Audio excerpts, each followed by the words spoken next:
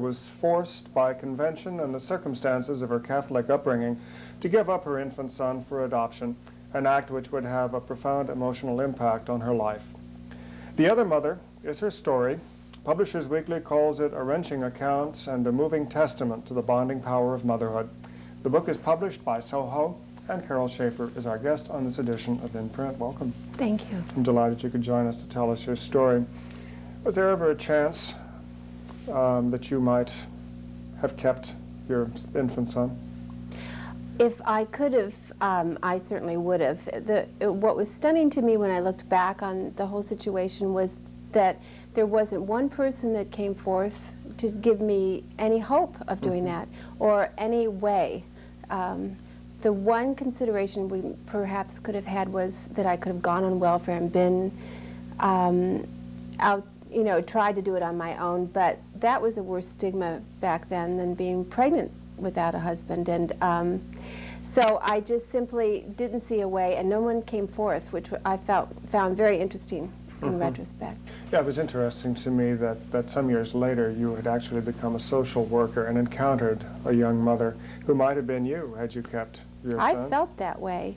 And that was the first time I had to confront myself completely that there probably was a way I could have kept my son, because she even almost looked like me, you know, and I helped her. I kind of gave her a little extra money, and I helped her any way I could to do what she needed to do. Indeed, yeah. You bent the rules a little bit in the interest of compassion. Yes. Another question, of course, that springs to mind is, well, there are two actually, and then we'll move on. Did you ever consider aborting the child? Yes, we did. Well, I think that's the first thought that comes into any scared teenager's mind. You just want to get rid of the problem immediately. And, you know, everything was very unreal at the time. I didn't feel pregnant, I didn't look pregnant, and I just knew that I was pregnant. And so we were making decisions really in an unreal kind of atmosphere. And so I was sure we wanted to not have that problem anymore. But in the South, in the 60s, you would have to go to the Bahamas. There was no way for that. And I certainly couldn't find the money to go there, or the courage probably, or even want to, basically. But that was something we definitely thought through. What ultimately happened, of course, was you didn't go to the Bahamas. You went to a place called Seton Hall. Yes.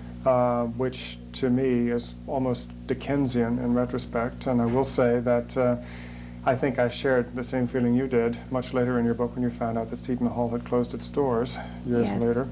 But people are probably wondering what we're talking about. Perhaps you could tell us a little bit about Seton Hall and the experience you had there.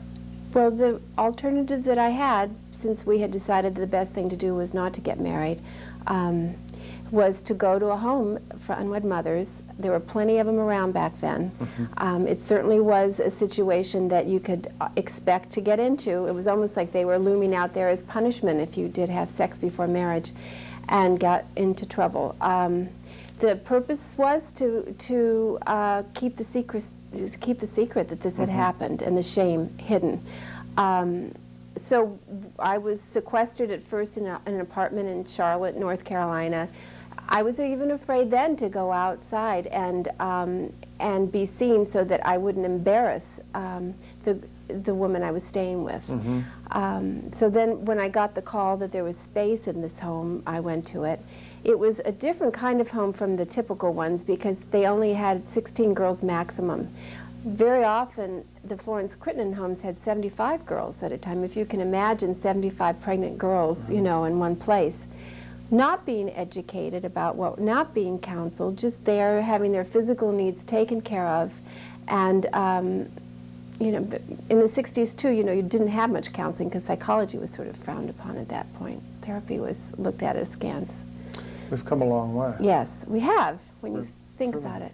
Truly have, indeed. Of course, the philosophy that was given to you at Seton Hall was that if you truly loved your child, you'd give him up for adoption. We would be very selfish to keep our child. It would show that we were loving ourselves more than we were loving the child. There was this perfect family out there that could provide so much more than we could. They had the material goods. They had a job, they had a house, they had everything. And you just sat there in this home, in this vulnerable situation, and imagined this beautiful place that you would deprive your child of. Value was not placed on the love that you could give the child. Value wasn't placed on the original family's contribution to a child. I don't think they even understood the contribution that heredity is. You know, at that time it was nurture over nature. And I don't think they were making decisions in any malicious way. I think they really were doing what they felt was best at the time. Well, and of course the old homilies were trotted out too, that this would also be best for you. It would enable you then to go back to school, get a good education, have a good marriage or a good career. How did that work out, as a matter of fact? Well, they did say that we would forget, and I did take them at their word. Not that I would forget. I knew I would not ever want to forget my child. But what I wasn't prepared for was that the pain would never go away. And the pain just intensified. And each year it got worse, and I still functioned very well without it. I mean, with it. I had finished college. I had a great career going in New York in advertising. I got married and had 2 great kids afterwards. I lived the life that they said I was going to have, but the pain just kept getting more intense. The loss was greater every year. Did that contribute? That's very common too. I was going to ask about that because, of course, you're very candid in saying that your marriage did end after 10 years, and I wonder if indeed the ubiquitous pain that you felt contributed to the end of your marriage? I felt that it did because it didn't give me the strength. I just could go so far with a situation, and then I would tap this pain, and then I didn't have the strength to deal with normal life events that people encounter in marriage and in life.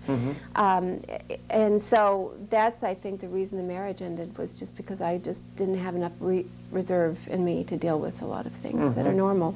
Yeah, absolutely. You said about the time that your marriage ended and you began thinking about trying to find some help with the grief that you felt, that you felt betrayed by your own sex. What did you mean by that? Well, when I was looking for a therapist, I had first gone to a male, and he was great, but he said, you know, this is something I can't help you with. I think you need a female therapist. And all of a sudden, I had to realize that I wouldn't trust a female therapist, and that the reason for that was that I could not trust any of the women that were involved in my life when I gave up my child.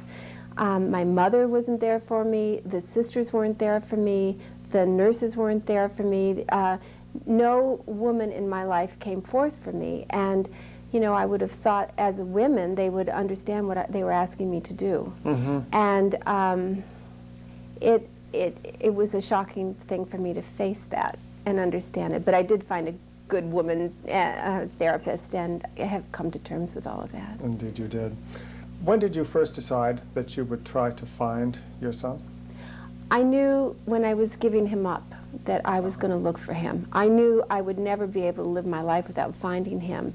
And but I have this magical number of 18. I'm not even sure where I got it, except that I felt that that was the right age, that maybe legally it was more acceptable, although legally it was not acceptable to meet him at all. I also felt that he would have been raised by then, and I wouldn't have interfered with his family. Now I don't know whether I would have or not anyway, but that was my thinking. I waited, I counted down the years. I mean, I just counted it down. I lived my life, but I was still checking off each year when I could find him or start the search. Yeah. His birthday is January the 9th. Did you start the search on January the 10th? On January the 9th. You started on the 9th? Yeah, on the 9th. You really worked The children went off to school, and I got this little piece of paper that I had held on to for about 4 or 5 years for a phone number to call, and I called that number. And then a week later I was in a group surrounded by people that had gone through the same thing, and finally finding that I was not so isolated in this situation. There were a lot of people that have gone through it like I had and felt the same things. I guess we really don't know exactly how many adopted children there are in America, though, do we? The conservative estimate is 3 million. But why do we say that this is only an estimate? There are no specific statistics that are available? Well, because there's private adoptions and there's county adoptions and there's adoptions within families, and you know, when you get down to the children that were adopted at birth by a family and then all ties were severed with their original family, I think a good estimate's 3 million, but it could be much higher. It's almost impossible not to talk to someone that wasn't touched by it in some way. Truly. So it's got to be bigger than 3 million, I almost have to think. Well, and you make the very cogent point in your book, too, that not only are we talking about the birth mother or the natural mother, the other mother of your title, but also that other mother's family. Yes. The extended family. They're greatly affected. And I've heard a lot from sisters of whose sister had given up a child, and you know, the way the parents raised them afterwards, their fear that their sisters, I mean, that they would go through this again, affected everyone. Plus the loss that they had of a nephew or a niece. It's a real loss that they had no decision, no part in the decision. What year was it when you started your search for Jack? What year? Yeah. 1964. I mean, 1984. 1984. That's 6 years ago. Has the field of adoption rights changed significantly in those 6 years? Well, it's still the work that we're getting smarter in our searches, and we can find people quicker. There's a great movement to change the laws. There's a real movement in California to try to change the laws. They tried last year to have a law that was passed in New Zealand that created a situation of equal access, that when the children are 18, they can search and they can get the name of their original family. The adopted parents can get it at any time if there's medical reasons, and the original family, the original mother and father, could find their child too, without having a waiver where everyone had to agree at the same time, which is what the situation is now. Right. And the concept is an adult will be meeting an adult, and it's not a child, and you're not always a child if you're adopted. Right, indeed. You make the point in your book that in some ways your story is certainly not unique, that there are many other stories that are similar to yours. However, yours may be unusual in the sense that it had a very happy ending. Well, I think that is, there's a lot of myths in the whole story. And I think that the majority do have happy endings. It does take a lot of counseling to get to the point, to uncover the feelings and really face what really happened in your life, instead of meeting the child and still having all the pain from the past.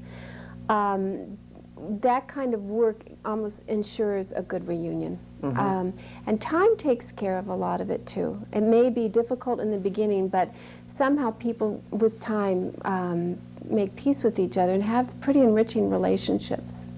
Good. Well, that would be our wish for anyone who might be in your circumstance. Thank you for telling us about your enriching experience, Thank you. Carol.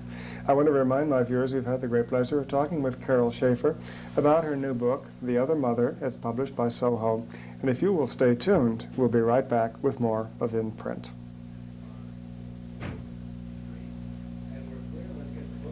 Thank you, Carol. Thank you. Don't go away. It's very, whoops. Don't go away. Don't go away. I'm not in my hot seat yet. There's a picture of us in the back. I don't know whether you can zoom in on that. That might be interesting, but Yeah, it would. We should do a pickup shot on that, by the way. We won't have to keep you for that. I remember Jack's birthday because it's also the birthday of a children's book writer named Walter R. Brooks, whose biography I'm writing. oh my! I thought that was amazing that you brought that up. It was his birthday. I'm not normally quite that good on dates. We have a lot You of. guys were great. He was bombarding you. I don't know if you saw the little fly. Oh, that fly? Oh, I did. He was making his presence known a little bit. Fly. But Help me, help me. Oh, get the fly or get them. He's got to get the microphone off you as well. All right. Well, thank you. I felt real good about that. That's good, Steve. I did too. Oh, good. I did too. There are a lot of things we want to talk about, and I wanted to talk about some of the issues as well as Is that focused on some of the issues of your own personal story, Get it which on, I too. thought was very moving and affecting, and very well told, by the way. Thank you. It's a story that needed to be told, I felt. I know the reason I had to do it was because it's so common.